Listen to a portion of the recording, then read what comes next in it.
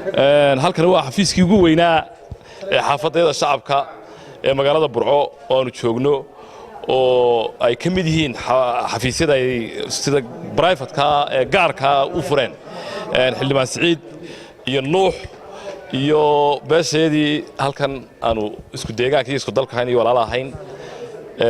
Cabdulle iyo guud ahaan beelweyntii Maxamed Ciise deegaankan xaafadda shacabka oo ah xaafadaha ugu codka badan ugu goobaha badan